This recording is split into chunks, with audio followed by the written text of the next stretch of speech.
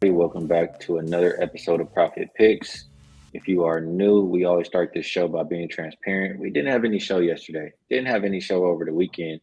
There wasn't even any WNBA on the slate for yesterday. That's why we did not have a show. But so I guess there's not really anything to talk about. It is good to be back here today. We have a nice 5-game slate to look at, and good to have you back, Vino. How you doing today? We're good today, Skee. Like you say, yesterday a little day off from the WNBA. Last time I played was Sunday. Had a 2-2 Sunday. No thanks to Phoenix. It was good without Phoenix. That was a bad play on Sunday. But yeah, ready to get back to it today. 5-game slate, and we got a full week of games ahead of us, so should be good to go now. I don't know if you saw this comment or not. Jeffrey B says got $100 on the show starting later than 1:30 p.m. That's minus 1,500, buddy. Yeah. That's no. Right. Hasn't been around long enough, I guess, to realize. All right, let's get to it. 5 games. We won't waste any more time. Mm-hmm. Go in rotation order like we always do. That means 601, 602 is first up. Dallas and New York opened up minus 7.5 for New York. Up as high as 11 is what I'm looking at now.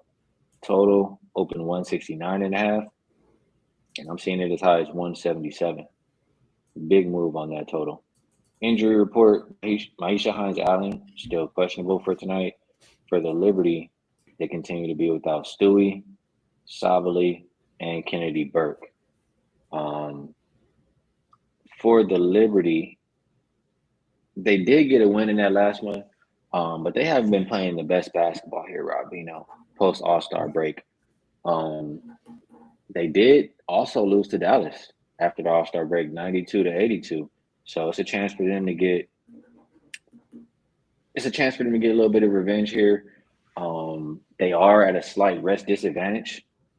I'm curious if you think, what we saw in that second half of that Connecticut game was enough to convince you that Liberty should be laying double digits now.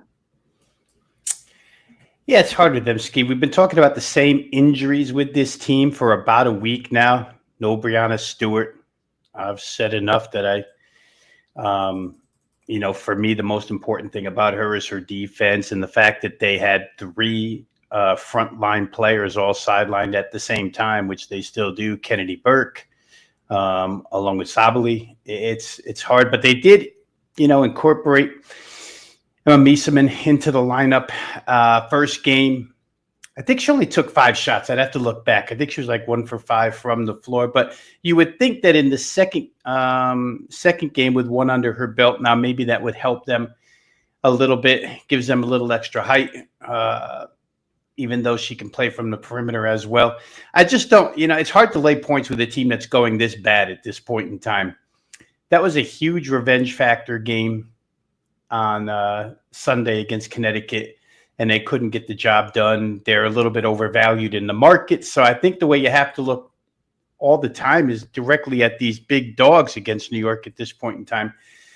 It's hard to trust the Dallas defense. They've allowed 86 plus in 9 of their last 11 games. I looked at the New York team total. I think it's somewhere around 93.5, which it's a lot of points to score. Not that Dallas can't give it up. So as I kept looking into this game, the odds maker just keeps taking things away from me. I don't even know, Skee, how to zero in and maybe single out something in this game. First quarter, first half. I thought about first quarter with New York back home, but it's it's the first home after some road games. I'm not so sure as to which way I'd like to play this one. I'll say this.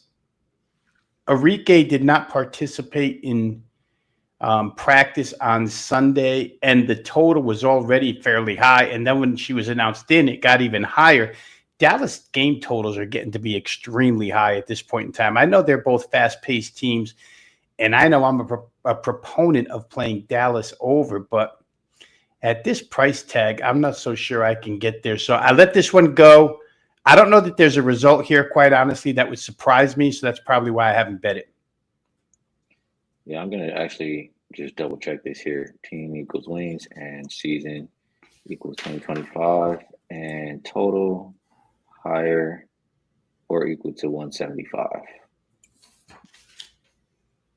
They've only had one game this high.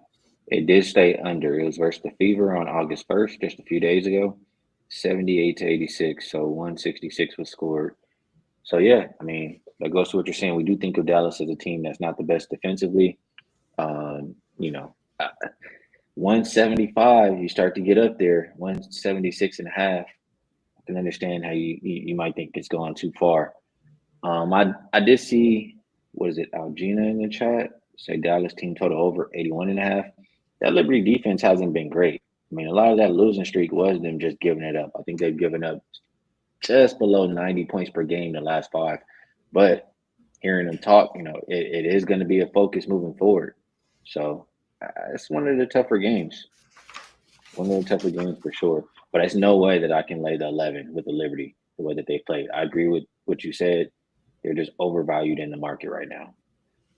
Gundamaticus, appreciate you reminding everybody to hit the like button. Definitely helps us out over here. All right, let's keep going down the list. Mystics and Sky. And for this one, we had the Mystics open at -5.5. Now I'm seeing mostly 7.5s. Total open 158.5. Not a whole lot of movement there. As far as an injury report, I don't see anybody on there for the Mystics. For the Sky, Angel Reese out once again. Looks like Ariel Atkins is back. Onyemwere is probable. Haley Van Lith is truly questionable. So fairly healthy, but you are missing the big dog and Angel Reese. Definitely a difference maker for that team. A couple things that pop out first to me in this game here, Vino. Number one, I don't view the Mystics as a team like that I want to be laying multiple possessions with. I don't think the offense is good enough for that. And they've just been so inconsistent so far this season. Like 13 and 15 team expected to win by, closer to double digits. I'm just not loving that. As far as Chicago, couple things, or the main thing really, we see it across multiple different sports. When teams fire the head coach, everybody steps up and plays hard and says, "Hey, yeah, it was his fault. It wasn't us looking that bad. We can be better than what we've showed out there."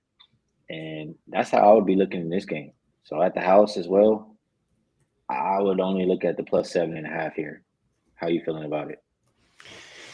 I'd agree with every bit of that. Washington, I think we've talked about it before, probably not the most trustworthy team when laying a huge amount of points, especially when they're on the road. You don't want to lay this type of number, and you don't want to lay that type of number in this situation, like you say, against a team that could be, first game under a new coach usually is a good way to bet. General rule of thumb, any sport. First game, new coach, team puts their best foot forward. Of course, they won't have Angel Reese, which does hinder them, obviously, offensively. The last time these two played, which was pretty recent, was the last game Angel Reese played, and it was very high scoring. I remember having the over in that game. It did go over. Part of my reasoning, probably 3/4 of my reasoning for playing any Chicago over as of late has been their defense is just so bad that everybody scores on them. They've given up 83 plus in their last 7 games. However, and again, I did this with you last week on one of the shows, and if I just do the mathematics of it all, Chicago without Angel Reese is about a 66, 68 point scoring team. Now, granted, her absences correlate to Ariel Atkins being out as well. So now Ariel Atkins is back. So I have to ask myself, with Atkins back in the lineup, can they jack that up from 68 to 75? If they get to 75, that means Washington has to get to 84 in this game. Can they do in order to send it over? Can they do that? It's possible. That's also a cover for Washington. I'm not so sure they're going to get to 84. I don't know that they'll cover. So again, there's a ton of question marks. I can go back and forth with this one. I think in the end, Chicago's biggest problem of all, ever since Courtney Vandersloot went down, is ball handling.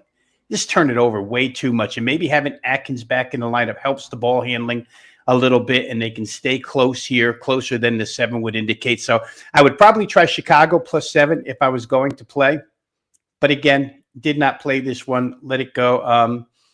Would have loved to get to the over here, Skee. I just can't convince myself that they can get enough points in this game. Well, first of all, I want to say that these teams did play last. A lot more people besides Angel Reese were out. I think Atkins, Onyenwere was out, maybe even another player too.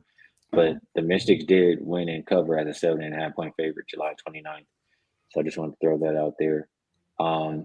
But like you kind of mentioned, I mean, a lot of those games where they were struggling to score was not just only Angel Reese out. Like getting the ball handler and the playmaker and Atkins definitely helps out. Like that's the kind of things that they need for their offense. So I don't want to talk you off of an over. This is probably the toughest game on the slate for me today. So yeah, we wondered too, Skee, real quick, does she slot right back in? We talk about it all the time when a starter comes back. She missed 7 games.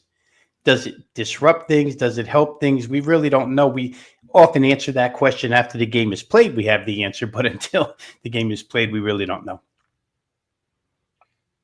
Yeah, this one has it's a little bit too many question marks in my mind. So we'll keep it going here. And the next game up will be Sun at the Mercury. Opened up minus 14.5. It looks like 15 now.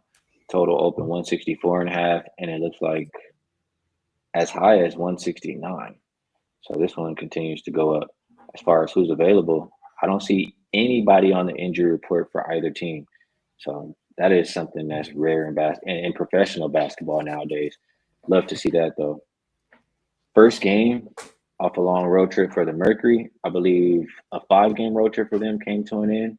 So not like that. I kind of mentioned this earlier on or no, maybe I was just thinking it. But the Mercury, yeah, I did. I mentioned it on Wager Talk today. But the Mercury, their schedule has just been it hasn't been good. It's been a really tough schedule for them as of late. I think in the near future, their schedule starts to get a lot easier. Now with that said, Connecticut, they have been playing really good. What do I see here? Yeah, they've been competitive. 1, 2, 3, 4, 5, 6. They've covered 6 of their last 8. It could extend beyond that, but that's what I'm looking at here in front of me. They have been playing good. And I mean, they figured out how to play without Mabry. Now you get Mabry back in the lineup. That's a lot of offense. She looks good. Like it's hard to run to the window and lay. I mean, lay 15 against them as hard as they've been playing, as good as they've been playing. They went through that stretch where they looked absolutely pathetic earlier in the season, but they look like a clearly different team since around All-Star break. 15 points here for a Phoenix team that has been the opposite.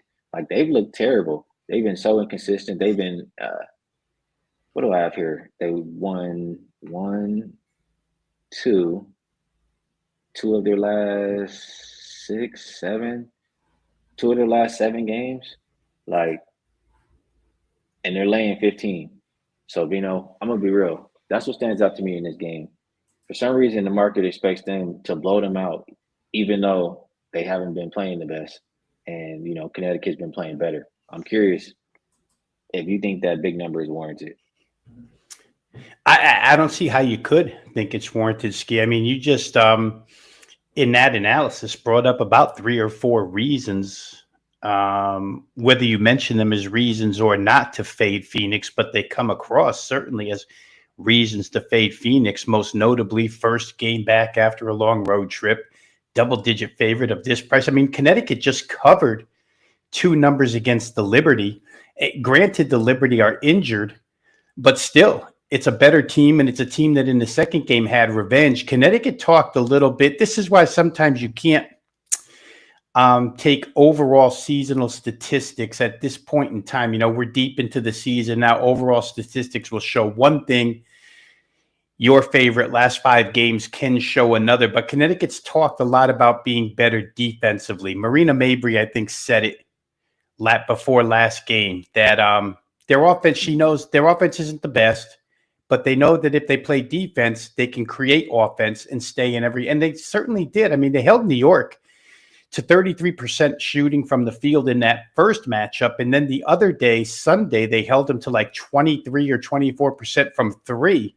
And we know the Liberty are a good 3-point shooting team. Marina Mabry, by the way, in those 2 games from 3-point range only went 3 for 17, and Connecticut was still competitive. So it just goes to show you that they're getting better and better. Things are coming together. The coach has mentioned it a couple of times now that they seem to be playing better. So plus 15 would seem to me like that would be your initial look if you're playing side.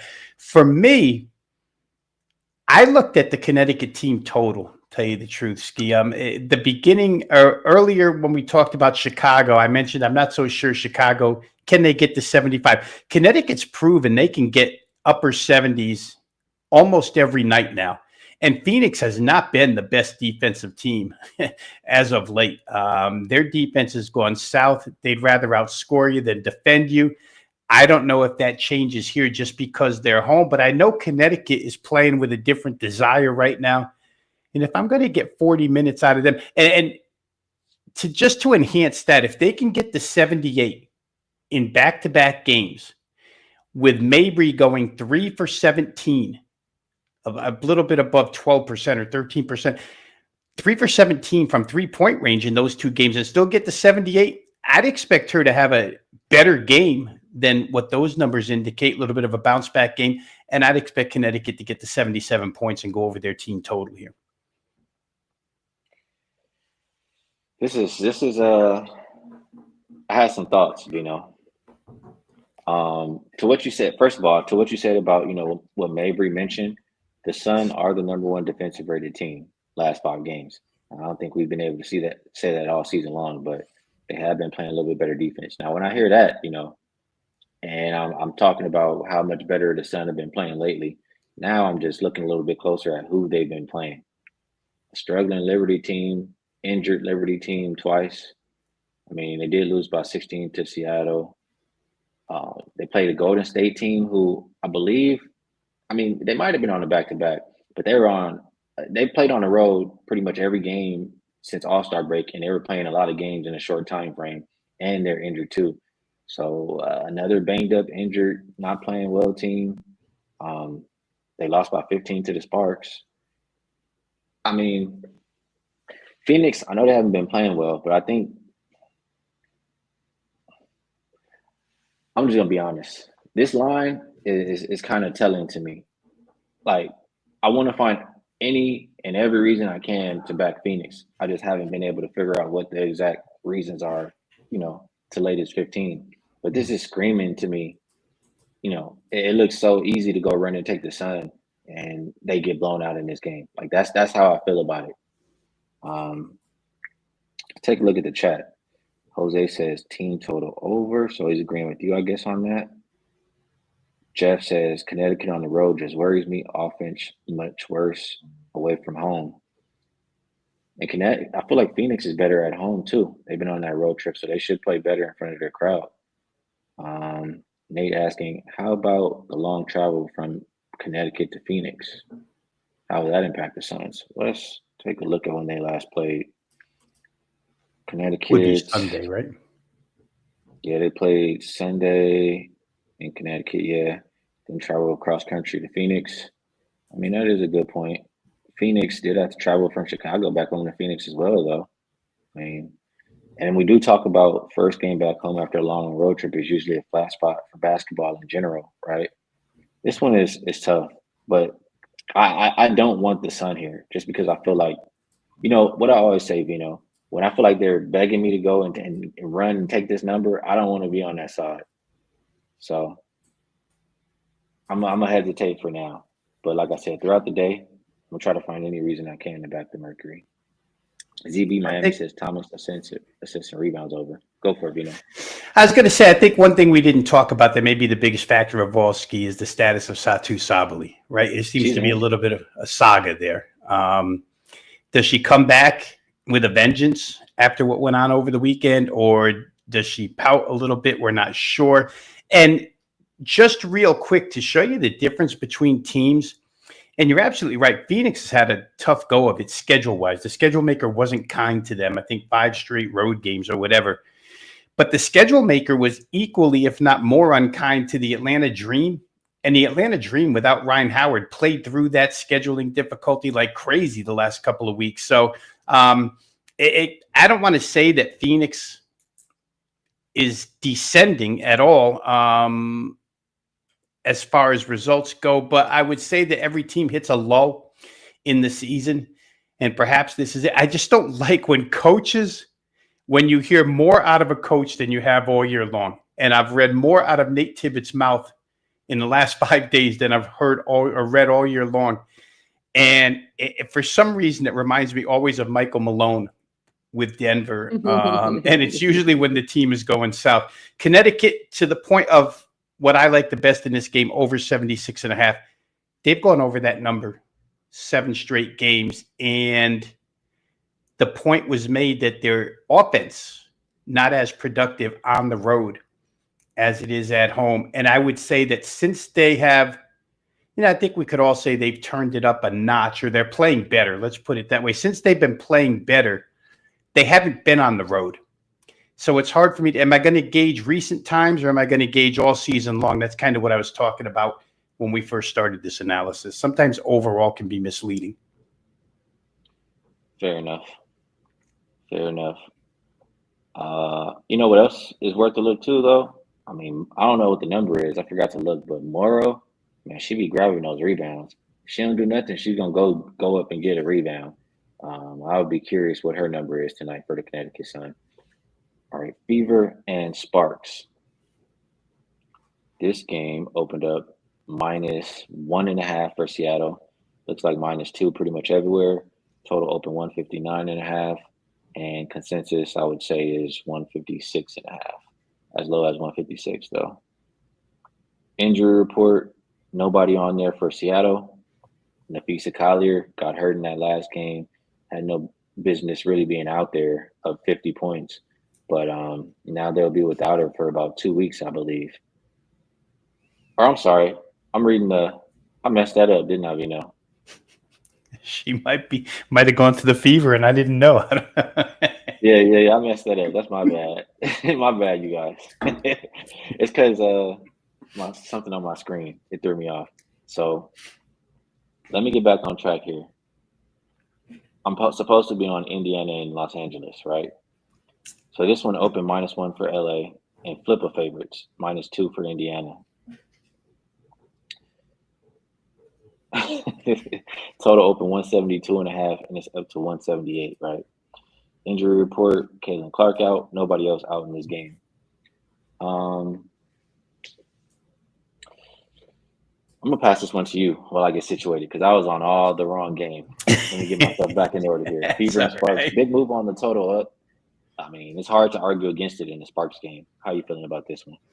Yeah, it is hard to argue against in any Sparks game. And these totals in LA Sparks games, whether it be full game, first half, team totals, they've just started to climb. Odds makers are catching up. Only 5 games ago, the Sparks were in the 165 to 168 range. And here, all of a sudden, we're into the high 170s because all they do is score. All they do is allow the other team to score. I know the past game against Seattle went double overtime, but it was 86-86 at the end of regulation. So it was over the total during regulation. It didn't really need the overtime. We've talked about them, Skee. They're playing better. Cameron Brink can only help them more. The more she plays, she can only get better. The team can only get better and more cohesive. But they have certainly identified themselves as a team that's just going to try and win a high-scoring game. Indiana's playing sensational. 5 straight covers. Caitlin Clark, no Caitlin Clark doesn't make a difference. They were great on the interior in their last game. I've mentioned before, they're first in the league in second chance points. They go to the glass very, very hard. And it could, Los Angeles has that nice front line, but I generally, against a more powerful front line, would lean toward Indiana getting a lot of second chance points here. LA will push. It's a difficult game, actually, to call as far as side is concerned. The only thing that separates it for me is I do think, as bad as they are, well, I'm not going to say as bad as they are, but not being a great defensive team, I think Indiana's better defensively than LA is. If it comes down to needing a stop or two, I'm taking Indiana before I take Los Angeles. So it's an interesting game from that perspective. I would love to play over here, but you need an 89. What do you need? 89 to 89 to get there. It's not that it's impossible. It's very possible in a Sparks game, but everything has to go right to get to that type of total. So again, I think the odds maker priced me out of this game. And I think if I had to, as well as both of these teams are playing, you really have to love the way Indiana's playing right now. So I think I would be on their side if I had to play it. But it's another one where, like I say, the prices were just out of my range on both sides, side and total. So I let it go. Yeah, I mean, you're getting the ass into the line on the total for sure. Side-wise, I mean, I'm looking at it a little bit here. I know the Sparks are off of overtime, but they've had 3 days to rest here. They should be just fine, or double overtime rather. Here's how I think. Indiana, yes, they've been playing well. They played the Storm after, that was a terrible situation for the Storm after the double overtime game. They played Dallas. I mean, that's a bottom feeder. They played Phoenix, who's been looking really bad on their road trip. They're able to win that game. Both teams surpassed 100 points. They played Chicago, no Angel Reese, no Atkins, no anybody. They played the Aces, who have been struggling versus everybody. Like, how impressed am I with these wins? Is kind of how I'm looking at it. I mean, Sparks have been playing good too, post All-Star. And I get that they haven't been playing the best competition either. So this does feel like, a step up for both teams. And this is a chance for the Fever to get double revenge, but that might just show you that the Sparks could be a little bit more talented than the Fever. At least when I think about these two teams, like, I would prefer to have Plum, Azare Stevens, Hanby, Rakia out there, versus the Fever. I know Fever been good without Clark, but when I just look at talent like that, I like the Sparks side better. I know they haven't been good at home all season, but like you mentioned, all season long stats might not show how well they've been playing lately. Sparks, I know they want to make the playoffs. They're out of it as it stands right now. This is one of those games that they need to win. I would be looking more towards the Sparks. I think that, they've already beat them twice. Why can't they beat them again here at the house? Breast advantage 3-1. I'm looking a little bit more towards the Sparks side here, Rob Veno. The chat, I think they're liking the Sparks as well. Let me scroll back up a little bit here. So 91.5. Wow, that's a huge first half total. But B Daddy says he still likes it over. Jeff says the line screams Sparks, but they're off at home. Yeah, I mean, the line is kind of pulling me towards the Sparks too. Thoughts on Plum over 2.5 made threes? I don't have that strong of an opinion, honestly. I mean, I don't want to talk you off Plum if I'm liking the Sparks. I'll tell you that. ES Gooner says body clock might be off for the Sun. Okay, that was the last game. My bad there. I do think Alyssa Thomas is going to make a push or try to make a push for MVP. You got B out, CC's out. I'm not mad at that part right there. Anything else we have on this game? I don't think we do. Jeff says he likes the Sparks too because they've been impressive since right before All-Star break. Right, we're in agreement there. Dirty Reg says the Sparks got a better roster than most any team in the league. They got a big five now that Brink is back. I think they just weren't playing up to potential early in the year. And, a lot of it has to do with them not being great defensively, but I like what I've seen. It's a one-way ticket. I'll be looking at the Sparks here. Anything else before we move on, Vino? A couple of quick things. Again, they're only going to get better with Cameron Brink, Skee. I think they are going to make the playoffs. They're definitely one of the 8 most talented teams in this league. And the other thing, when we left off on the Phoenix game, you just reminded me now, if we're looking for reasons to play Phoenix, it is Alyssa Thomas and DeWanna Bonner against their old team for the very first time. So perhaps those two, for folks who play props, could be interesting there tonight with Thomas and Bonner. All right. let's keep going over to the last game, the game that I was trying to skip ahead to before. You Lynx like and this? Storm. Open -1.5, it's -2. Total came down from 159.5 as low as 156. And like I said before, nobody on the injury report for Seattle. Skee is out for the Lynx. Got hurt at the end of that last game when they're blowing the Aces out by 50 something. Had no business really even being in the game, but as a result, she is hurt. Now the Lynx do have the rest advantage here, slight rest advantage, and it's a chance for them to get some double-digit in-season revenge. But I mean, this is what, a 25-4 team here, Vino, and we now see them as underdogs. I mean, that's pretty telling in itself. I know the Storm are off back-to-back losses. I know they desperately need a win, and I think the Lynx might be more of a little bit of a letdown spot after shooting 60% from three and winning by 50 points. Do you see it that way? Are you in agreement with the move down on the total? Which way are you looking at this game? Well, I totally agree, and it's more the situational stuff that you just mentioned. To me, Minnesota has now built a 5.5 game lead for the number one seed with 11 to go. There could be a little low here. I don't like anything that we've seen out of Minnesota when they've been without Collier. When they played a couple games without Collier, they were not good. Now they do get Carrington into the fold here, which I think, Dejanay Carrington's strength is the defensive side, so Minnesota probably becomes a better defensive team. She can add a little offense, but she's not the most consistent shooter, scorer, etc., but very good defensively. So maybe Minnesota becomes a little bit better defensively. But they have built a huge lead, and I just think it's a sigh of relief game or a little breather type game where Seattle, as you mentioned, they can't afford it. The log jam to get into the playoffs is getting tighter and tighter and closing in on Seattle. And they've played Minnesota fairly tough so far this season.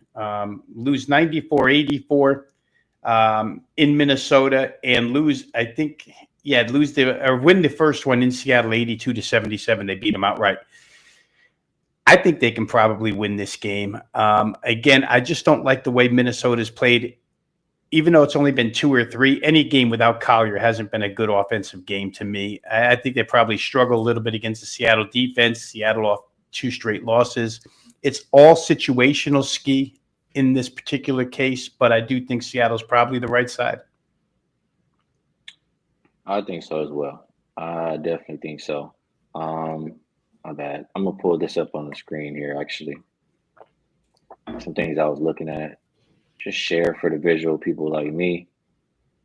If I can get it correct. There we go. Share screen should be here. And I know that I gotta hit it one more time because they changed. There we go. So let me get back here. Storm this season off of a loss. 9-3 straight up, 6-6 ATS, 7-5 to the under. But just looking a little bit closer at the team totals. I'm just gonna do some quick math here. 1, 2, 3. Only 3. I mean, my bad. Let me say it like this: they've held opponents under their team total 9 of 12 games after a loss so far this season. Now, if we look at back-to-back losses,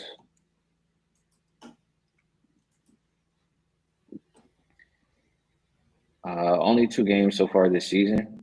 Both opponents were under their team total. You see this here, 2-0 to the under. I think this is who the Storm are really. Like when you lose twice, that's what you get. You get defense. 6-0 to the under here. You see every opponent went under their team total. Like I think that's the identity of the Storm, right?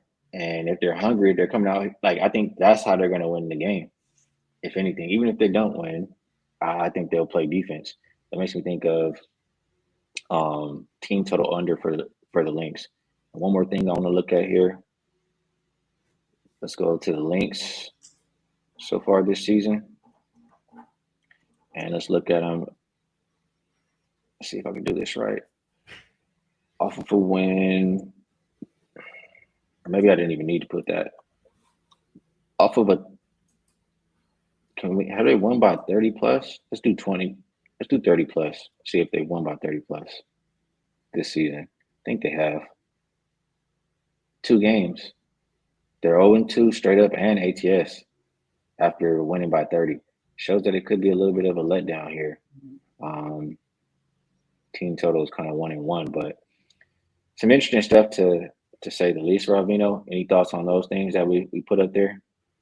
Yeah, just while you were talking, I looked up their team total, 77.5. 3 games they played this year without Nafisha Collier in the lineup. They scored 64. That's less than 77.5. 74. That's less than 77.5. And then they got 82 against the Sparks, which is more than 77.5, but it's the Sparks. So I think that, looking at the Minnesota team total under and knowing that Seattle's a pretty proud defensive team, I think is a good look as well as the side here with Seattle at home. Yeah, last thing you remind me of this too. The Lynx without Collier, they played 3 games this season. All 3 have stayed under. And if you go back to last season without Collier, they are 7-1-1 to the under, 2-7 ATS. So big deal. I know she's good on defense, but they're definitely going to miss her 23 points per game. And I'm just double checking here for the team total. Or rather than that, I'll leave it like that. But you get what we're saying here. Mm-hmm. ES Gunnar doesn't like it. Says 77.5 is low. Looking at an outline, I think they can still get there though. All right, I think we did a pretty solid job here, Veno. 5 games. Took us 37 minutes, but we knocked them out. And before we get to best bets, let's go ahead and throw this up there because it is $5 Tuesday. So Rob, I'm pretty sure he has a top play up and available on his page for $5. I do as well. My guy U-Capper's been killing it. Maybe go check his out as well. But yeah, Cappers have a top play on their page today for $5. You can check their write-out. Check out their write-up and just get a feel for, how they handicap and what their picks might look like. So with that said, let's see if I can do this correct here. Boom. We're back to normal. Getting better as a producer, I guess, a little bit. So we'll move it to best bets, Veno. I'll ask you if there's anything else you'd like to promote. And look, got the banner at the bottom now too. I guess I was slacking on that earlier. But yeah, anything else you'd like to promote? And if you have the best bet for the show, we'd love to hear it. If you don't, all good. I'll just say really quickly, Skee, that the $5 play that I have up for today is actually a college football game from week 1. And it's up there for 1 day only. After today, I'm going to take it back down. So if you're interested in college football week 1, go ahead and purchase the $5 play over at wagertalk.com. Best bets, the more I think about it, Skee, the more I like it. I'm going to leave the chat with Connecticut team total over 76.5. Even if they get blown out here by Phoenix, I would assume that if it's a blowout, Phoenix gets themselves into the 90s. And Connecticut's good enough to chase to 77 in my estimation here. You do run the risk that Phoenix is angry off of that road trip, but I tried playing an angry Phoenix team the last 2 games, and they didn't respond at all. So I'll go with the Connecticut team total over 76.5. All right, good stuff, Rob Veno. For myself, I just opened up my wallet and jumped in. I talked about it earlier, talked about it again just now.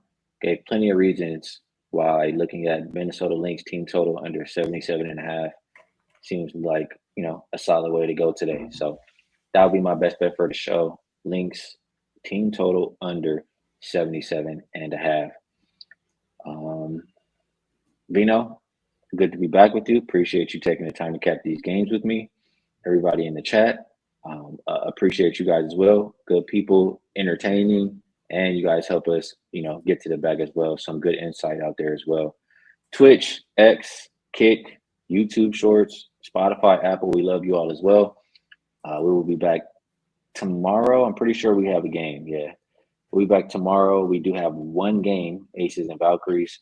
Same time, 10:30 a.m. Pacific Standard Time. So best of luck on all your action today. and we'll catch you again tomorrow.